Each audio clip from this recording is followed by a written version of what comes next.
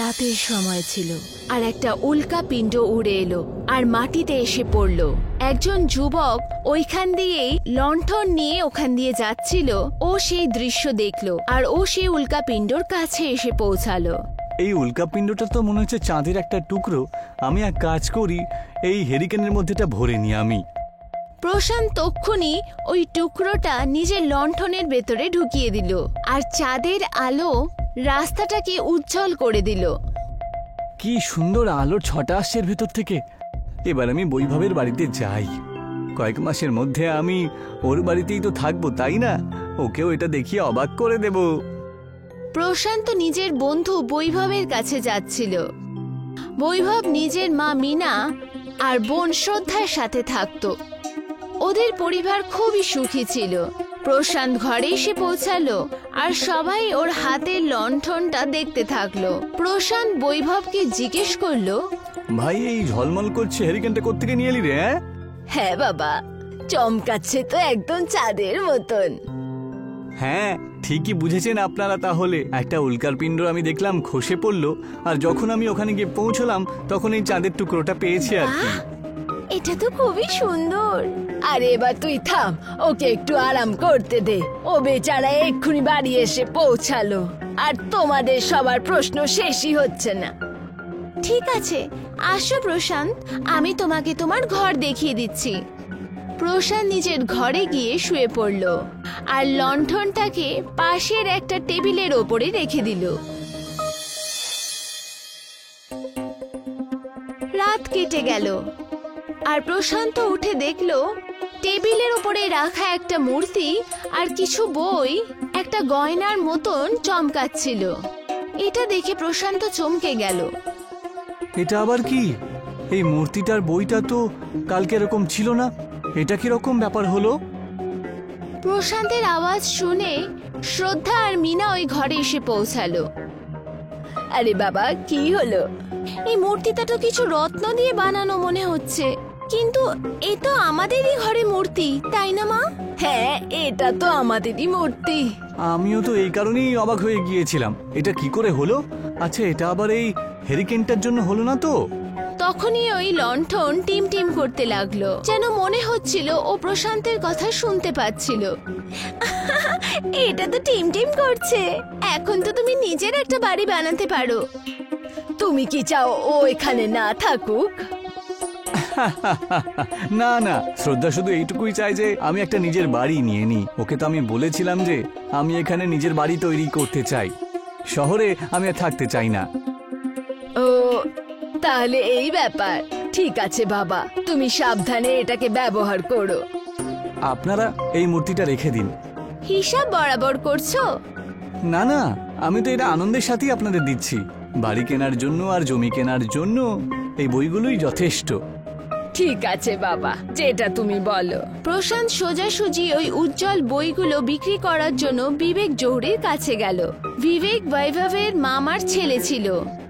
যখনই প্রশান্ত ওকে দেখালো, বিবেক চমকে গেল। ওরে বাবা, এমন একটা জিনিস কোত্থেকে তুলে আনলে?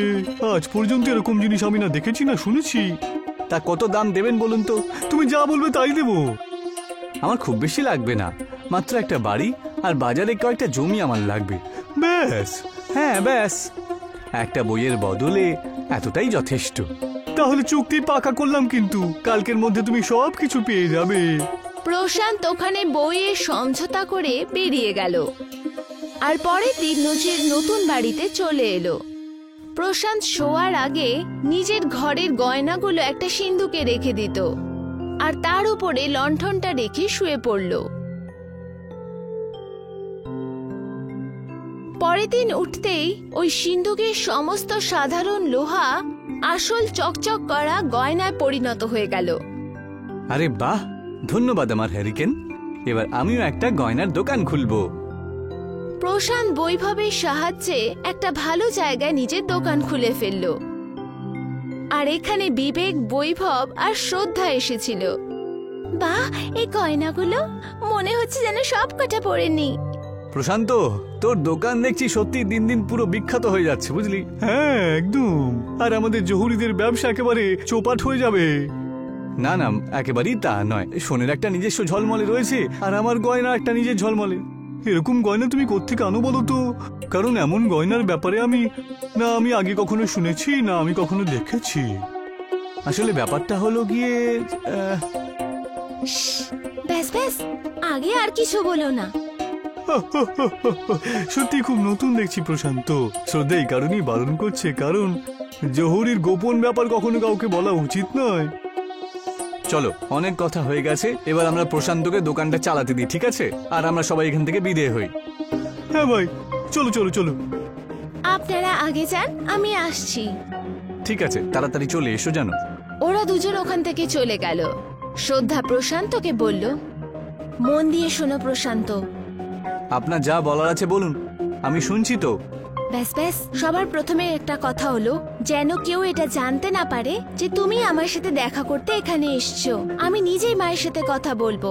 আর দ্বিতীয়বার, পরের বার থেকে খেয়াল রেখো, লোকের খারাপ নজর আছে এই দোকানে। যথা আজ্ঞা আপনার, আমি পুরোপুরি খেয়াল রাখবো। শ্রদ্ধা হাসতে হাসতে সেখান থেকে চলে গেল। প্রশান্তের দোকান খুব ভালোভাবে চলতে থাকলো। অনেক মাস কেটে গেল।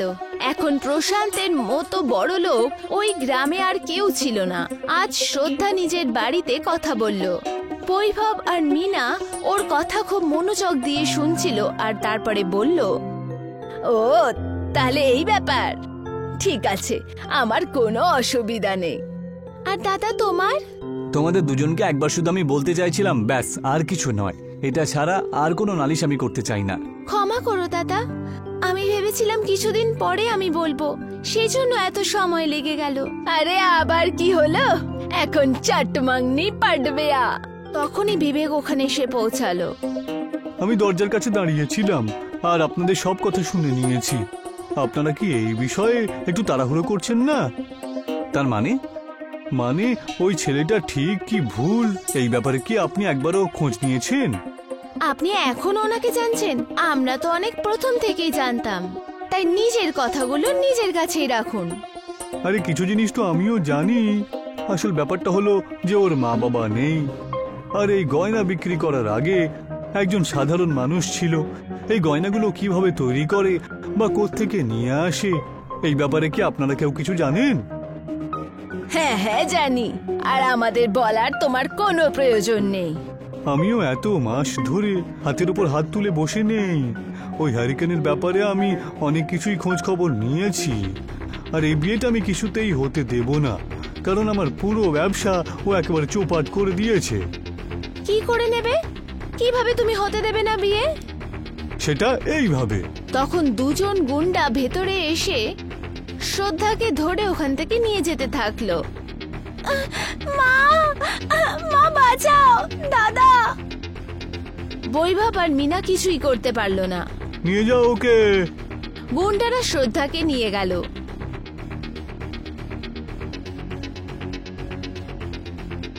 যদি মেয়েটাকে ফেরত চাও তাহলে কালকের মধ্যেই ওই হ্যারিকেনটা আমার লাগবে। কিন্তু ওটা আমাদের লণ্ঠন নয়, কিন্তু আমরা প্রশান্তকে কি করে বলবো? সেটা তোমরা দেখে নাও, আমি জানি না। এখন আমি আসলাম, তাহলে হ্যারিকেন নিয়ে আসবে আর মেয়েকে ফিরিয়ে নিয়ে যেও। মিনা কাঁদতে কাঁদতে তৎক্ষণাৎ প্রশান্তের কাছে এসে পৌঁছালো আর ওকে সব ঘটনা বলল। কি? ওই বিবেকের এত সাহস? বাবা, সাহায্য করো আমাদের। আজই তোমাদের দুজনের বিয়ের কথা হচ্ছিল, দেখো এবার কি হয়ে গেল। কি? প্রশান্তের মুখে রাগের ভাব ফুটে উঠল। আপনি চিন্তা করবেন না তো, আমি কালকেই এই হ্যারিকেনটা ওনাকে দিয়ে দেব। আপনি শুধু দেখতে থাকুন। এই হ্যারিকেনটা আমার শরীরের একটা অংশ হয়ে গেছে এখন। আমার সমস্ত কথা শোনেও এখন। ধন্যবাদ বাবা। ধন্যবাদ দেবার কোনো দরকার নেই মা। রাত কেটে গেল আর সূর্যের প্রথম আলো মাটিতে এসে পড়ল। প্রশান্ত লণ্ঠন নিয়ে বিবেকের ঘরে গেল। বিবেকের ঘরে পৌঁছাতেই প্রশান্ত দেখল যে শ্রদ্ধা চেয়ারের সাথে বাঁধা আছে, আর বিবেক প্রশান্তকে দেখে হাসল। এই নিন আপনার হ্যারিকেন, শ্রদ্ধাকে পাঠিয়ে দিন আগে। আর হ্যারিকেনটা আমি এখানেই নামিয়ে দিচ্ছি। ঠিক আছে, চুক্তি পাকা হয়ে গেল। বিবেক শ্রদ্ধার দড়ি খুলে দিল আর শ্রদ্ধা তৎক্ষণাৎ প্রশান্তের কাছে চলে গেল আর বিবেক মেঝে থেকে লণ্ঠনটা উঠিয়ে নিল। প্রশান্ত, তুমি ঠিক আছো তো? একদম নয়। বিবেক, এই গয়না টয়না তুমি খুব ভালোবাসো তাই না? এইবার নাও, আর তোমার গয়নার কখনো কমতি থাকবে না। হ্যারিকেন! যখনই প্রশান্ত লণ্ঠনটাকে হাওয়া দিল, ওটা টিম টিম করতে লাগলো। এটা কি হচ্ছে? কিছুই না, আমি শুধু তোমার ইচ্ছা পূরণ করে দিচ্ছি। কিছুক্ষণের মধ্যেই বিবেক শুদ্ধ ওর ঘর বরফের হয়ে গেল আর বেঁচে ছিল এখন শুধু প্রশান্ত আর শ্রদ্ধা। যাক বাবা, আর কখনো আমাদেরকে বিরক্ত করতে পারবে না এ। এই ঘটনার পরে দুজনের কিছুদিনের মধ্যেই বিয়ে হয়ে গেল আর প্রশান্ত ওর গয়না পুরো দেশের মধ্যে প্রসিদ্ধ হয়ে গেছিল। চাঁদের সেই লণ্ঠন প্রশান্তের জীবনকে সত্যিকারের মতন উজ্জ্বল করে দিল।